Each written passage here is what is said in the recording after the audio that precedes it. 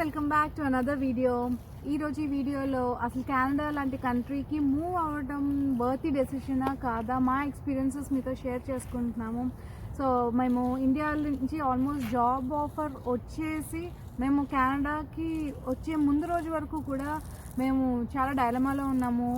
Is it really necessary? మనకి ఇండియాలో already ఒక సెటిల్డ్ లైఫ్ ఉంది, కంఫర్ట్ లైఫ్ స్టైల్ ఉంది, ఫ్యామిలీ ఉంది, అక్కడ హై పేయింగ్ జాబ్ ఉంది. ఇవన్నీ వదిలేసి కొత్త కంట్రీకి వెళ్ళి మళ్ళీ అన్ని and that to at and entry level వెళ్ళి సెటిల్ అవ్వడం అనేది ఈజ్ ఇట్ రైట్ డెసిషన్ అని అనుకున్నాము. మేము will just talk about certain things like pros and cons of coming to Canada.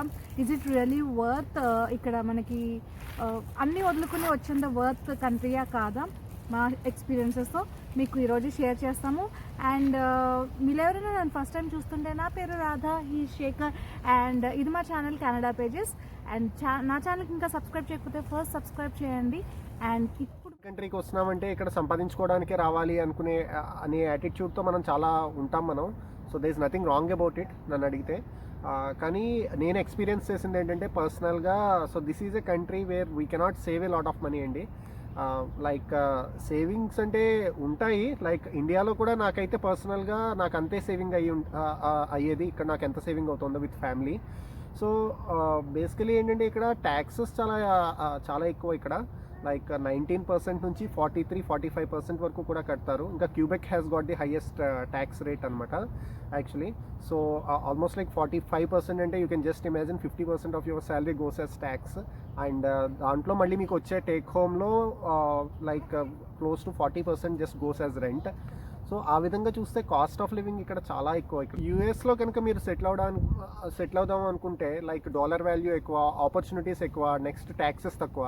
But Canada is completely little opposite. ఇక్కడ taxes ఎక్కువ, so next dollar value తక్కువ. So obviously opportunities కూడా it's hard to find a job in Canada initially to start with. ఎందుకంటే ప్రతి చోట Canadian experience అని చెప్పి అడుగుతారు. సో ఎక్కడున్న ప్రోస్ అండ్ కాన్స్ అక్కడ ఉంటాయి బేసికలీ. సో నేను చెప్పేది ఏంటంటే like savings point of view నుంచి కనుక మీరు చూసినట్టయితే బేసిక్ లెవెల్ జాబ్స్ ఇద్దరు లైక్ వైఫ్ అండ్ హస్బెండ్ కూడా చేసుకుంటూ ఉంటే, so one salary goes for maintenance and rent, for entire maintenance, and the other salary will be kind of A saving అని నేను చెప్తాను నేను. సో కానీ సేవింగ్స్ అనేది ఒకటే పాయింట్ ఆఫ్ వ్యూ నుంచి అయితే కెనడా చూస్ చేసుకోకండి.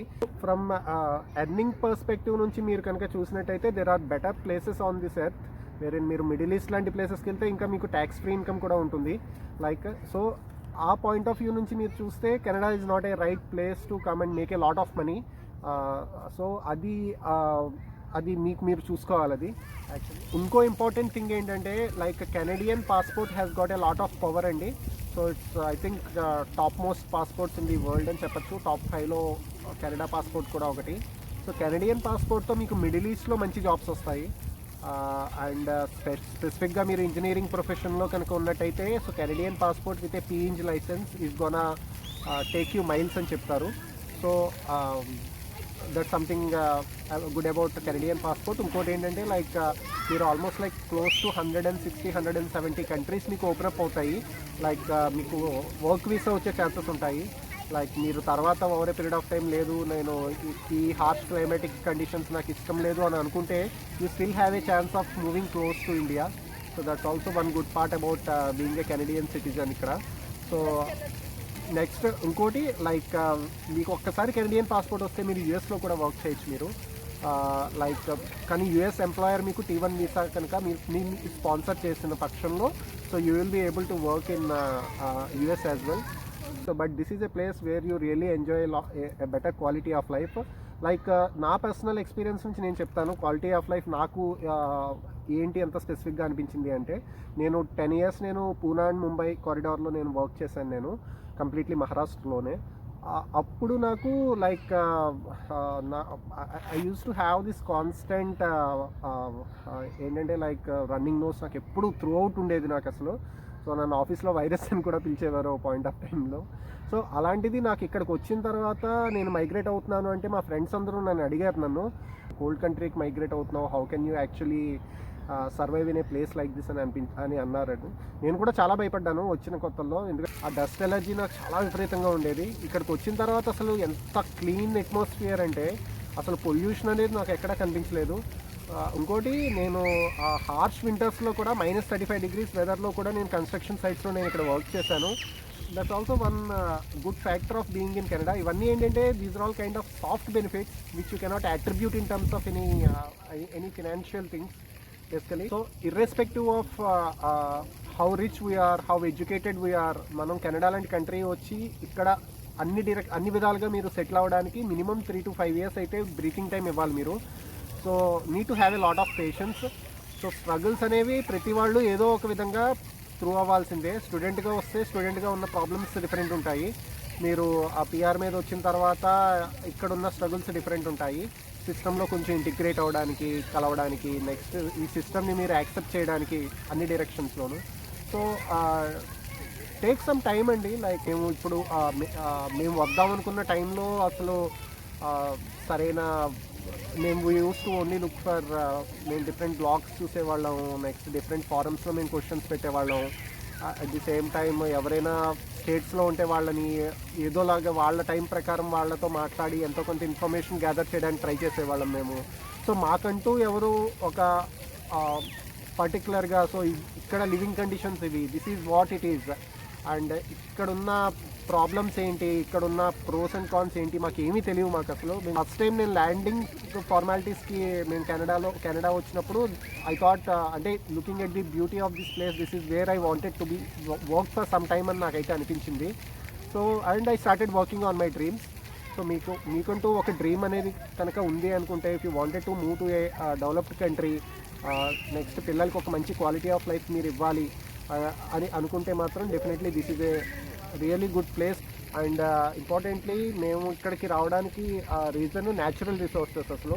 So when you look at the natural resources here, కెనడాకి ఎంత ఎక్స్ట్రాడినరీ రిసోర్సెస్ ఉన్నాయంటే నెక్స్ట్ 4 to 5 జనరేషన్స్ మన వరకు ఇంకా అసలు చూసుకోవాల్సిన నెసెసిటీ కూడా ఉండదు. So that's one good part about migrating to Canada. So మీరు మీ ఫ్యూచర్ జనరేషన్స్కి మంచి క్వాలిటీ ఆఫ్ లైఫ్ ఇద్దాము అనుకునే థాట్ ఉంటే మాత్రం definitely this is a place to immigrate. మేము ఇక్కడికి రావడానికి one of the reasons also మా బాబు కోసం అని మేము ఆలోచించి వాడి ఫ్యూచర్ ఇక్కడ బాగుంటుంది అని చెప్పి మేము ఇక్కడికి వచ్చాము. పిల్లల ఎడ్యుకేషన్ చూస్తే మనకి ఇండియాలో యాక్చువల్లీ స్టాండర్డ్స్ చాలా హైగా ఉంటాయండి. సో అంటే it's kind of mixed opinions ఉంటాయి ఇక్కడ జనాలకి. And what we personally feel is that మనకి అక్కడ స్టాండర్డ్స్ ఎక్కువ ఉంటాయి, ఇక్కడ కొంచెం మ్యాథ్స్ కానీ సైన్స్ కానీ కొంచెం మన స్టాండర్డ్స్ రీచ్ అవ్వరు. ఇక్కడ సేమ్ ఏజ్తో మీరు కంపేర్ చేస్తే 10-year-old studying in India and 10-year-old studying in Canada.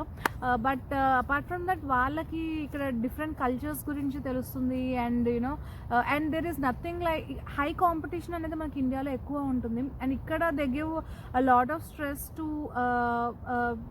పిల్లలకి డిఫరెంట్ ఫీల్డ్స్లో different they try to experiment new things. So వాళ్ళ ఇంట్రెస్ట్కి తగ్గట్టు there is nothing like hard and fast rules ఉండవు ఇక్కడ. So they are free to do whatever the kids wanted to actually here. So that is one good thing parents even encourage in Canada, in countries like Canada. ఇక్కడ మేము చూసింది.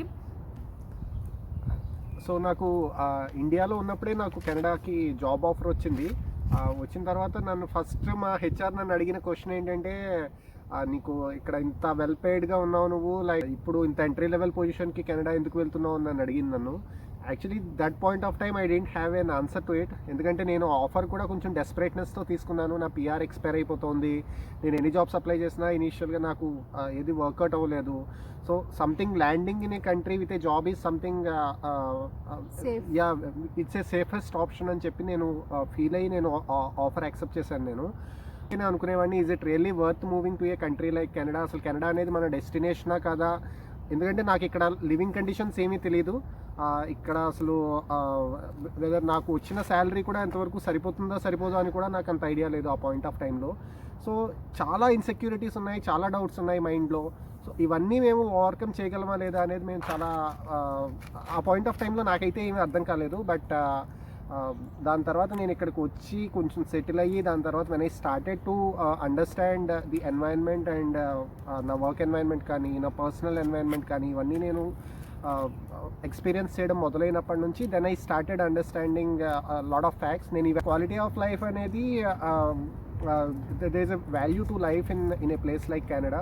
So highest safety standards ఉంటాయి అన్నిటికన్నా. Most important thing ఇంకా pedestrian safeties లాంటివి అయితే so absolutely like extraordinary అని చెప్పచ్చు అసలు. So that is one of the main reasons people come here. So yeah, quality of life.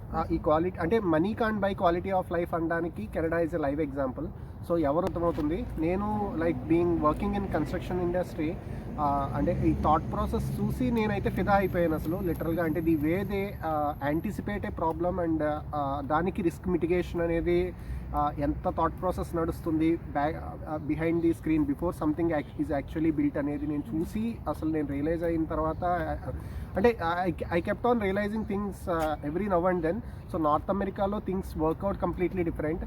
And so ఆ quality of life ఏంటంటే సస్టైనబుల్ థాట్ ప్రాసెస్ అనేది which I really started admiring it actually. This is safe country to live అండి. Like crime rate తక్కువ ఉంటుంది. So that's also one good thing. Like అంటే ఉంది crime rate లేకుండా అయితే లేదు. టొరంటో అనేది ఇప్పుడు బిజినెస్ క్యాపిటల్ ఆఫ్ కెనడా కాబట్టి obviously so money where there is money there is always a crime rate attach to it. కానీ మీరు కొన్ని ఏరియాస్ పర్టికులర్గా జోల్ డౌన్ చేసుకుని సో ఎక్కడ క్రైమ్ లేదు అనేది. So there are some websites which will actually describe the number of crimes in a particular city.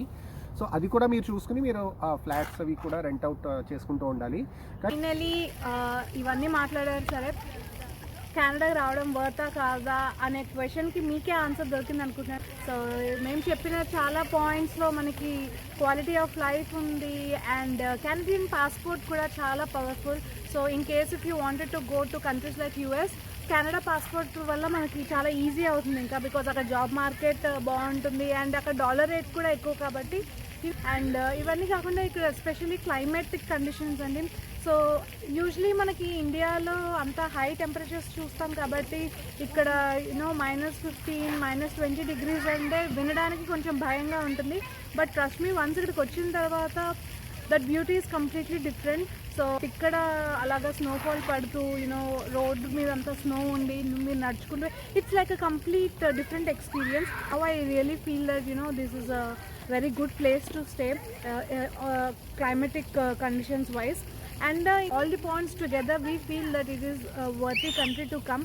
At my experiences meeku kuda help avutunayi anukuntunnamo and meekunna koncham confusions ivanni kuda clear ayyi I think you are in a better position to actually decide whether you have to move to a country like this. So that's all about. You want to add something? So this is all about today's video, and మీకు ఇంకా ఏమైనా doubts ఉన్నా సరే కింద comment సెక్షన్లో comment చేయండి. And నన్ను చాలామంది ఇన్స్టా ఐడి అడుగుతున్నారు. So recently I started up with my Instagram as well. Usually నేను కొంచెం ఈ సోషల్ నెట్వర్కింగ్కి కొంచెం దూరంగా ఉంటాను. So I never had an Insta account. So that's all, and see you again very soon with a new topic. Bye.